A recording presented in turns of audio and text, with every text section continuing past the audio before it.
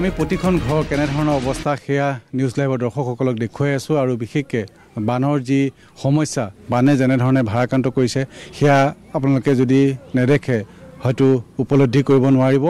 ইতিমধ্যে আমি আহি উপস্থিত হৈছোঁহি গহপুৰৰ যি সোণালীবৰী গাঁও আছে এই সোণালীবৰী গাঁৱত উপস্থিত হৈছোঁহি আৰু গাঁৱৰ ভিতৰলৈ আহিছোঁ। এখন টুলুঙা নাও লৈ পেলাই কেনেধৰণে মানুহে জীয়াই আছে কি ধৰণে খাইছে এই সকলোখিনি দেখুৱাবৰ কাৰণে ইতিমধ্যে মোৰ লগত আছে কেমেৰা পাৰ্চন শান্তনু আৰু বিটু। মই দেখুৱাবলৈ কৈছোঁ এয়াই হৈছে বাস্তৱ পৰিৱেশ। এনেধৰণে দেখিব পোৱা গৈছে যে এটা যি পকী ঘৰ আছে এই পকী ঘৰত ইতিমধ্যে পানী সোমাইছে আৰু যি ঘৰৰ গৃহিণী আছে তেওঁ পানীত আবদ্ধ হৈ আছে।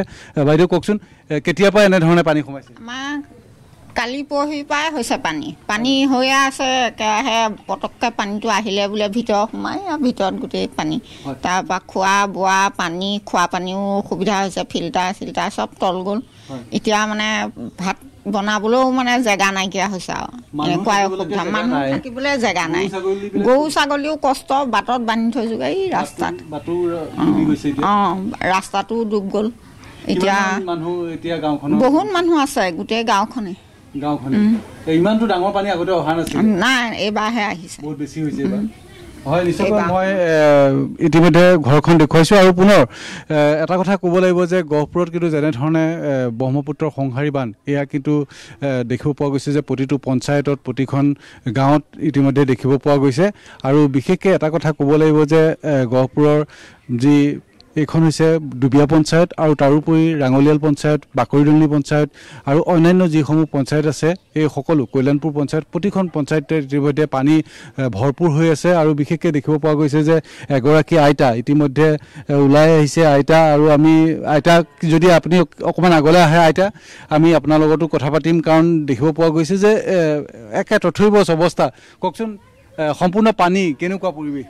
পৰিৱেশটো আমাৰ বেয়াই। এয়াহে আৰু পাইছেই নহয় আৰু আপোনালোকে দেখিছে শুনিছে। আকৌ এতিয়া আমাৰ থকা কৰা খোৱা বোৱা বহুত অসুবিধা আৰু এতিয়া আমাৰ অসুবিধা মানে গৰু ম'হ এতিয়া ছাগলী সেইবোৰ চব ৰাস্তা কাণত থোৱা আছে। এতিয়া গৰু ম'হো কষ্ট নাও নাই খাবলৈ পাইছে। এতিয়া খেৰ নি দিছে ঘাঁহ। আমি এতিয়া খাবলৈ মানে অসুবিধা। এতিয়া গেছ থাকিলে খাব পৰা হয় আৰু এতিয়া ভেটি তল গ'লে কিহত বনাই খাব উপায়টো নাইকিয়া হৈছে। চব মানুহে তেনেকুৱা আছে। আকৌ এইটো লাইনত গ'লেও পাব আপোনালোকে বহুতৰ অসুবিধা গোটেই গাঁওখনে। আমি আগলৈ যাম কিছু আৰু দেখুৱাম। মই অন্যান্য ঘৰসমূহ দেখুৱাম। এক ভয়াৱহ পৰিস্থিতি। মই পুনৰ কৈ আছোঁ যে আমি এখন টুলুঙা নাও লৈ ইতিমধ্যে শান্তনু আৰু মই আহি উপস্থিত হৈছোঁহি। আৰু বিশেষকৈ এই যিসমূহ ঘৰ আমি দেখুৱাম তেওঁলোকৰ যি মৰ্মবেদনা এয়া আপোনালোকে হয়তো নেদেখিলে অনুমান কৰিব নোৱাৰিব। কাৰণ এনেধৰণে 3 দিন ধৰি পানীৰ মাজত আবদ্ধ হৈ আছে এইসকল লোক। কোনো কলোকে যাব নোৱাৰা এক পৰিৱেশ আৰু সকলো বয় বস্তু ইতিমধ্যে এখন ঘৰ কিন্তু সজাবলৈ বহু সময় লাগে। সেই ঘৰখন কিন্তু নিমিষতে অহা যি পানী এই পানীয়ে বুঢ়াই পেলাইছে আমি দেখুৱাই আছোঁ। আৰু দেখিব পোৱা গৈছে যে কেনেধৰণে পানী কিমান প্ৰভাৱ কিমান ঘৰখনৰ ভিতৰলৈকে পানী গৈছে সেয়া দেখি অনুমান কৰিব পাৰিব। পুনৰবাৰ কৈ আছোঁ যে গহপুৰৰ কিন্তু প্ৰতিটো অঞ্চলত প্ৰতিখন ঘৰত এনেধৰণে পানী প্ৰবাহিত হৈছে। আৰু বিশেষকৈ ব্ৰহ্মপুত্ৰৰ পানী যি পানী সোমাই অহাৰ ফলতেই কিন্তু কেইবাখনো পঞ্চায়তো ইতিমধ্যে পানীত প্লাবিত হৈ পৰিছে। আৰু ইয়াৰে যিসকল লোক আছে তেওঁলোকে কিন্তু এতিয়া ঘৰৰ মাজতে আবদ্ধ হৈ থাকিব লগা হৈছে। কাৰণ তেওঁলোকৰ যিটো গ্ৰাম্য পথ সেই গ্ৰাম্য পথটো ইতিমধ্যে পানীত বুৰ গৈছে। মই এয়া দেখুৱাইছোঁ যে কিমান অসুবিধা বা এখন ঘৰ কেনেধৰণে চলিছে সেয়া দেখুৱাইছোঁ। ইতিমধ্যে যি পাকঘৰ এই পাকঘৰ তেওঁলোকে বাহিৰলৈ উলিয়াই নিছে আৰু এনেধৰণেই হয়তো তেওঁলোকে কিছু ৰান্ধি খাবলৈ চেষ্টা কৰিছে। বাইদেউ কওকচোন গোটেই ঘৰত পানী কি ক'ব? কি ক'ম আৰু চৰকাৰে দেখিছেই চাগে বানপানী হৈছে এতিয়া ৰাইজৰ অসুবিধা বহুত অসুবিধা পাইছোঁ। মানে খোৱা পানীও মানে সুবিধা নাইকিয়া হৈছে। এতিয়া টিউবৱেল আছে ফিল্টাৰ আছে চব পানী তলত আছে। খাবলৈ 3 দিন হ'ল হয় 3 দিন হ'ল হয়। থাকিবলৈ আমাৰ ঘৰত 4জন। এই কি বুলি কয় লোৱাটো নাই। এতিয়া মোমায়েকৰ ঘৰলৈ পঠিয়াই দিছোঁ। গৰু গাই থাকিবলৈ চাওক গোহালি পানী তল গৈছে এইফালে পঠিয়াই দিছোঁ। ৰাতিপুৱা গাড়ী মাতি মোমায়েকৰ ঘৰলৈ পঠিয়াই দিবলগীয়া হৈছে। এতিয়া আমি কেনেকৈ থাকিম? গেৰেণ্টি নাই। পানী এতিয়া বাঢ়ি আছে কবিতালৈকে কমাৰ মানে দেখা নাইগে আৰু ভিতৰত আপোনালোকে সোমাই চাব পাৰে কেনেকুৱাকৈ আছোঁ। এতিয়া গেছ নাই। টেবুলৰ ওপৰত টিং পাৰি পেলাই ভাত ৰান্ধি খাবলগীয়া হৈছে।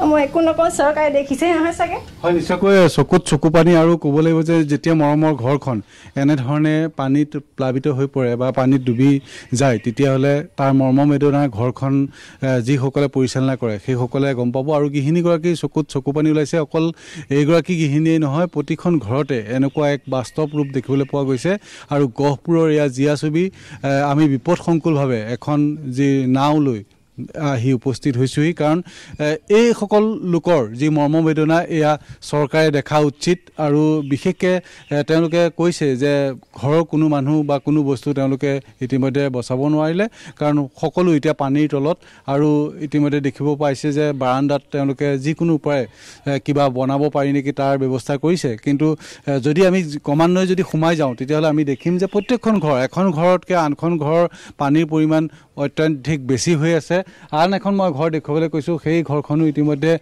দেখিব পোৱা যাব যে পানীৰ তলতে আছে আৰু এনেধৰণে আবদ্ধ হৈ আছে আৰু এই সমূহ গাঁও গহপুৰৰ ডুবিয়া পঞ্চায়তৰ অন্তৰ্গত গাঁও আৰু এই পঞ্চায়তটোত প্ৰায় 20খনতকৈ অধিক গাঁও ইতিমধ্যে পানীত প্লাবিত হৈ পৰিছে আৰু ইয়াৰ পৰা যদি আমি সোমাই যাওঁ তেতিয়াহ'লে আমি নতুন নতুন কিছুমান গাঁও পাম যিসমূহ গাঁও কিন্তু অৱস্থা একেবাৰে তথৈবচ আৰু আমি দেখুৱাই আছোঁ এয়া হৈছে গহপুৰৰ বাস্তৱ ৰূপ বাস্তৱ পৰিৱেশ আৰু 3 দিন ধৰি যি পানী এই পানীয়ে প্ৰভাৱিত কৰিছে এই অঞ্চলসমূহ প্ৰতিখন ঘৰ এনেধৰণে প্লাবিত কৰি তুলিছে তেওঁলোকৰ যিটো গ্ৰাম্য পথ ইতিমধ্যে বুৰ গৈছে আৰু এনেধৰণে দেখিব পোৱা যাব যে এইসমূহ ঘৰ এনেধৰণেই ইয়াতে আবদ্ধ হৈ আছে প্ৰত্যেকৰ ঘৰতে পানী আৰু এই পানীৰ মাজতে এতিয়া এইসকল লোক নৱজিত শইকীয়া আপোনাক ধন্যবাদ জনাইছোঁ